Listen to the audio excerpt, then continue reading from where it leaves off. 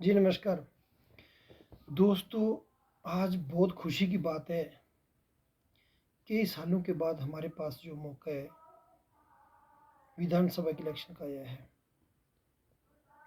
और मैं एक चीज़ आपको बता दूँ, आज भी सुन के भी, देख के भी, सोच के भी हैरानगी होती है कि हमारे रामबन कंस्टिट्यूंसी के अंदर जितने भी पहले एमएलए रहे हैं, अब रहे हैं, या अभी जो नए कैंडिडेट अभी मैदान में उतरे हैं, तो मज़ा आता है बातें सुन के सबकी। अभी थोड़ी देर पहले मैं प्रेस कॉन्फ्रेंस सुन रहा था किसी भाई की, तो हर कोई यही सोचता है कि रामबन में ही सब कुछ हो जाए तो वही बेटर है। कम से कम ये भी तो सोचना चाहिए कि बटोत वाले भी हमारी रामबन डिस्ट्रिक्ट के अंदर ही रहते हैं।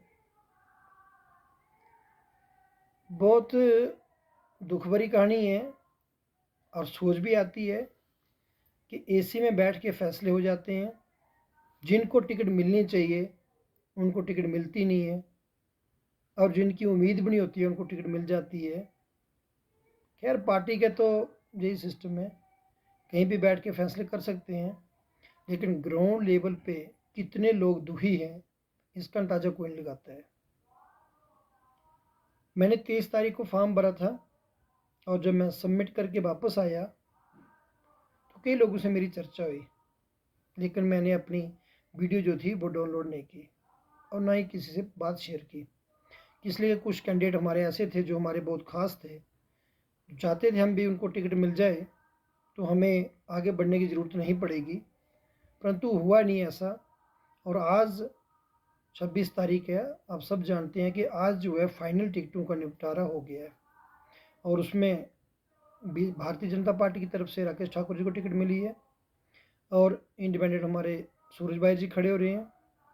अर्जुन सिंह, जो हमारे एडवोकेट अर्जुन सिंह जी हैं, एनसी और कांग्रेस से उनको टिकट मैंडेट मिला है। तो तीन तीन एमएलए हमारे जो है रामबन कंस्टिट्यूंसी के हैं। और सबको एक सोचने वाली बात है और हैरानगी की बात यह है कि किसी को भी पार्टी को ये नहीं लगता है कि बटोत से भी कोई कैंडिडेट उतारा जाए।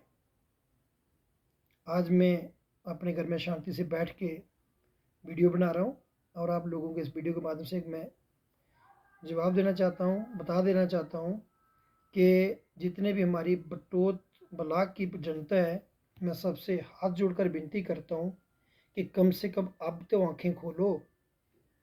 जो पहले एमएलए थे, सराज के, मैत्रा के, रामबन के, चलते आ रहे थे, हम भी बंद आंखों से वोट दे रहे थे।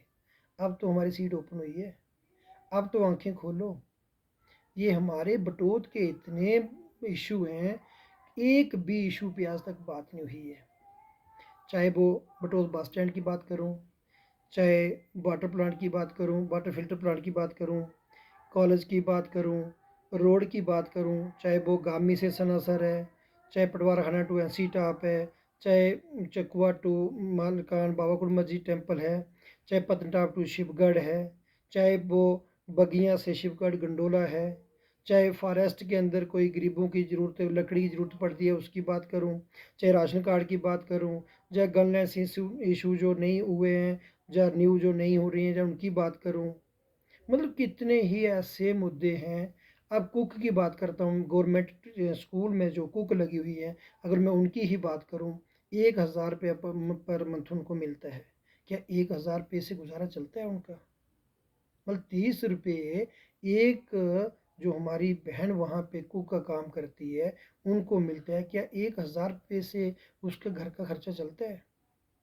ये छोटी छोटी बातें। चौकीदारी की बात करूँ अगर मैं, जो पंचायत घर जहाँ पे बने थे उनको चौकीदार रखा हुआ था, उनको पूछो कि उनको कितनी पे मिलती है। 100 रुपये पर मंथ। डेली बेसिस जो इतने टाइम से लगी हैं, उनकी पूछो कि उनकी हालत क्या है। पीएचसी के अंदर डेली विजिट देखो, उनकी पूछो कि कितनी हालत है। और ये इतने छोटे छोटे इशू हैं जो बहुत बड़े बन जाते हैं बहुत लेवल पे। जो हमारी बटोत ब्लॉक की बात नहीं, हर जगह की बात है जी। पर मैं अपनी एक चीज़ बताना चाहता हूँ आपको कि अब तो मौका मिला है, अब भी हमारे पास मौका है। बटोत ब्लॉक और इसके साथ में 9 पंचायतें और हैं जो इसके साथ में लगती हैं, जिनसे हमारा अच्छा टाइप अप है।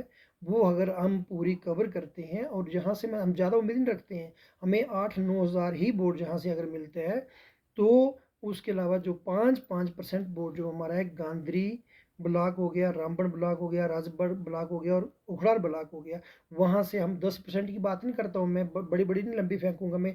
10% वोटर हैं हमारे, लेकिन 5% वोटर हमारे वहाँ पे भी हैं और 20% हमें वहाँ से मिलते हैं। और हमने घर से अपने जनिए बटोत ब्लॉक से अगर हमें, और जो 8 पंचायती हो रहे हैं यहाँ से हमें 10,000 वोट भी मिलते हैं, तो हम आराम से जीत सकते हैं। तो अभी भी दोस्तों, बटोत की जनता से मैं हाथ जोड़कर विनती करना चाहता हूँ कि कम से कम अभी भी मौका है, सोचिए। हमारे पास अभी 2 दिन है सोचने के लिए, सोचिए इस बात को। और हम कल शाम, परसों शाम को, नेक्स्ट अपना 29 तारीख को, जो अभी 28 और 29 2 दिन के बाद आ रही है, हम एक प्रेस कॉन्फ्रेंस भी करेंगे और एक बहुत बड़ी रैली भी निकालने जा रहे हैं। और मैं आपसे टाइमिंग जो है वो लाइन अप कर लेंगे हम फ़ोन के माध्यम से। तो मैं सबसे हाथ जोड़कर विनती करता हूँ कि अभी भी मौका है हमें बटोत को सुधारने का, और सब जाग जाओ, इस बार रामबन को बोलो। और बटोत की जनता से मैं हाथ जोड़कर विनती करता हूँ कि एक बार मौका जो है हमें दे दो, और जो भी आपके काम होंगे सबसे पहले प्रायोरिटी पे बटोत के काम किए जाएंगे। और गरीब के काम, चाहे वो राजगढ़ में है, चाहे उखराल में है, चाहे खड़ी में है, गांधरी में है, रामबन में, कहीं पे भी है, गरीब के साथ काम जो है सबसे प्रायोरिटी पे किए जाएंगे। और बटोत ब्लॉक के अंदर जो बड़े